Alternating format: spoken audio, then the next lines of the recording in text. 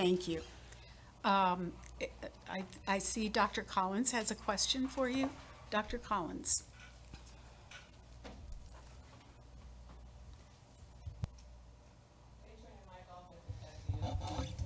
I got it.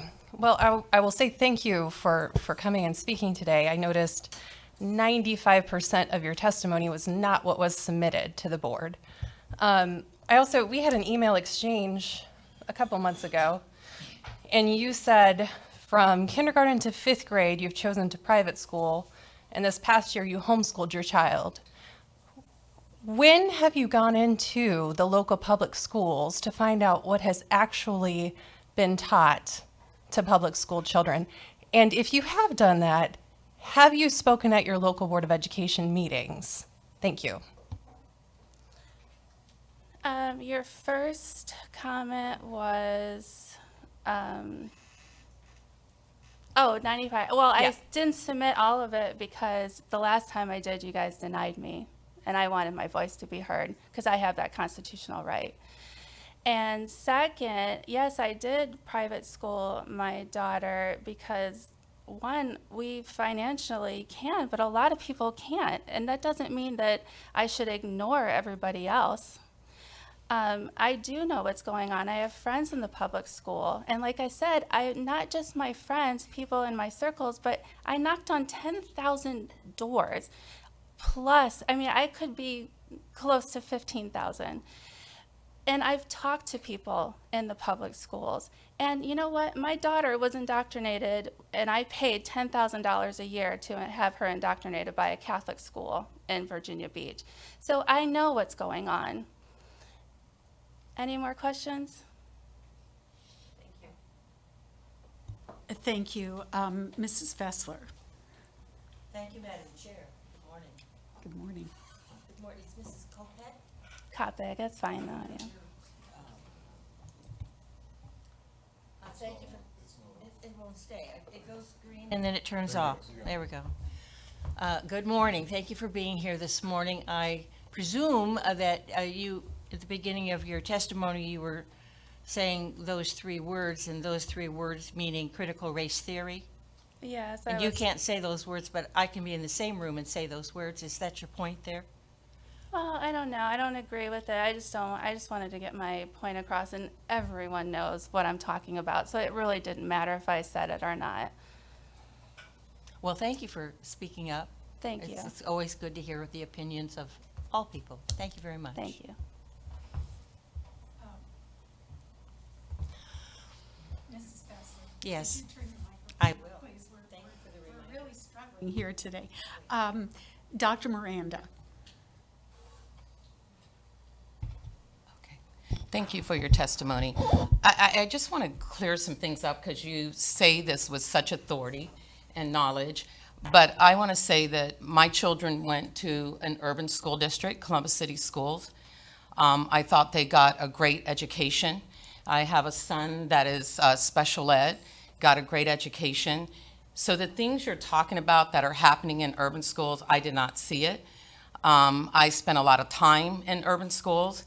I know many children in Columbus City Schools that got a great education, got full rides to colleges. So I just want to say that I have direct experience in an urban school district. I live in the city, and so I do take offense to some of your statements with such authority that these things are happening. I just want to set the record straight that that was not my experience. And I have many friends who went to urban school districts that did not have the experience and walked away with very positive experiences. Thank you. Thank you. I have Board Member Kilgore followed by Board Member Johnson. Dr. Kilgore?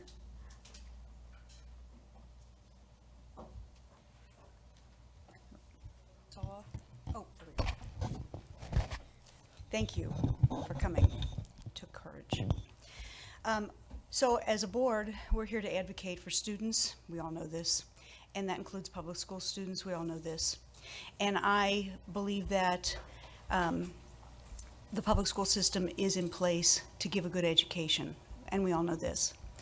I would confirm that subjects are taught through a lens of critical race theory in the public school system because I teach young people who aspire to be teachers. I do acknowledge that it's different in different school districts because of the administration and the community input. And I want to say that the base of consistency or change comes from the community. And I really want to thank you for your courage, for speaking out, for your opinion. And we need to hear all sides of the issue, and yours is one, certainly. And appreciate you adding that to our resources. Thank you very much. Thank you.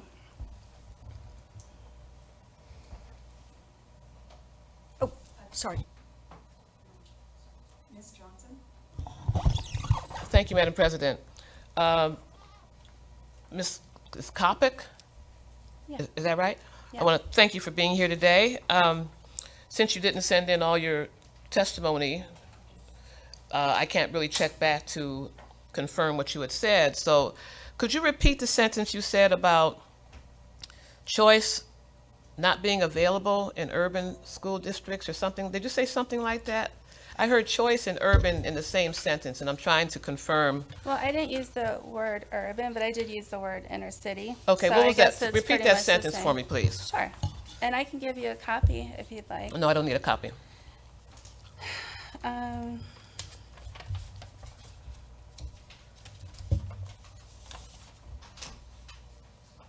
I said, we also know the facts about education in the inner cities where the majority of black students attend, no school choice. Okay, that's what I thought you said. That's incorrect. And so, you know, it's one thing, you're entitled to your opinion, but there is plenty of school choice in what you're calling inner city districts. And I think you need to check with the Ohio Department of Education to get the correct information. Well, do you think So by that, school choice, do you mean charter schools and vouchers and so forth? We might be having a different interpretation of school choice. What do you mean when you say school choice? Well, I'm talking about the students or the children that come from broken families and they don't know their choices. Whether the choices are available, of course, there's private school and you can apply for aid to go to private school, but that's on the parents. And we all know that some of the parents are not capable of doing that because of, one, they're drug addicts, or, I mean, those are just I know it's hard to hear this, but it's reality. It's really unfortunate. It's not difficult for me to hear that, but it's an uncomfortable stereotype for you to say that some of the parents in the inner city schools are drug addicts. So Well, they that's, are. I think it's inappropriate. Well, we have drug addicts all over, suburban, Yes. rural, everywhere. Yes. But I just want to make sure that, and since this is a public meeting, that people know that there is school choice defined by the Ohio Department of Education in inner city school districts. So I just wanted to make sure that I make that statement. Thank you. We have 2 minutes remaining on our opportunities to ask questions. I have Mr. Hagan and Mr. Shea and Ms. Hill, and that will conclude our questioning. I'd ask you to be succinct so we can stick to our 10-minute mark. Mr. Hagan. I will start when I have a microphone. Thank you. Thank you for being here. I certainly appreciate your passion. Being someone who's run for office throughout my life, knocking on doors is not always the most comfortable thing to do, and 10,000 is a great number. So thank you for your passion and your efforts to see that children have a chance. One thing I will say is that different communities have different ideas about how things should be done and what they want their children taught. But I think that when you mention critical race theory, all of us that are being honest with ourselves understand that a lot of the tenets of that theory are being promoted throughout the state and even promoted by this department.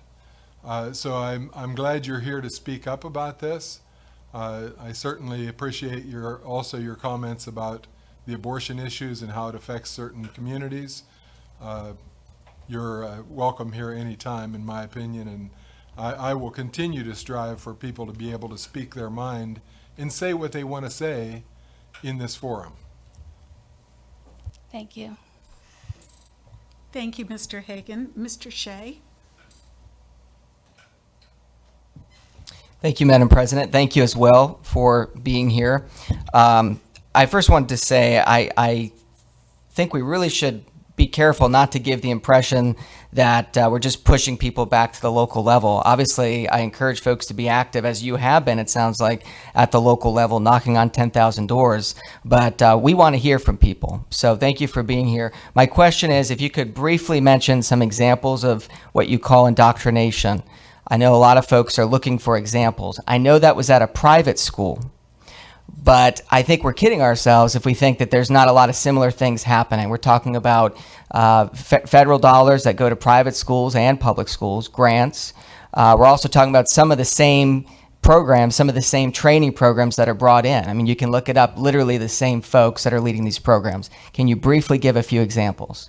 Yeah, actually, if I could get my phone, I know we're on limited time, I have a list. So my daughter, right there, it was in 2015, right before the 2016 election, when Hillary was running against President Trump. Thank you. I don't know if I can find it quick, but she was coming home and saying, my daughter is a huge storyteller. She is all day long telling stories. And she was incorporating this stuff, I guess, that she was picking up in school, because we certainly weren't talking about it at home. And I don't let her watch YouTube. She's not on social media. She's in books. She reads books 4+ hours a day. I mean, she read the entire Harry Potter series in 2 weeks. So she is a reader. She was coming home and saying, I'm going to go off memory because I don't want to use up too much time looking for it on my phone. But she was coming home saying stuff like, the president is our mom, and we can only think bad things about her, but we can't say bad things. She was saying stuff like, the children from Haiti are the luckiest kids on earth because they didn't have any toys. She was saying stuff like, humans live like animals. There's literally a long list. I just can't think of any off the cuff, just because of the moment I'm in right now. But there was a lot of indoctrination going on. Thank you. I'd welcome you to submit, encourage you to submit some examples, for Okay, written yeah, I testimony can- another yeah, time. absolutely. Thank you again. Thank you, and we will conclude with a question from Board Member Hill. Thank you. I have a question for the leadership and those that are part of the leadership of the process of our board.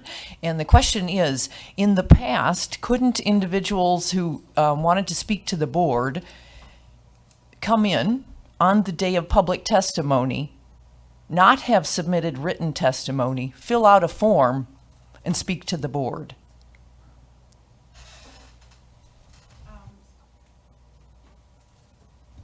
I'm going to ask Mr. Goodman, who manages the process for us, to respond to that question.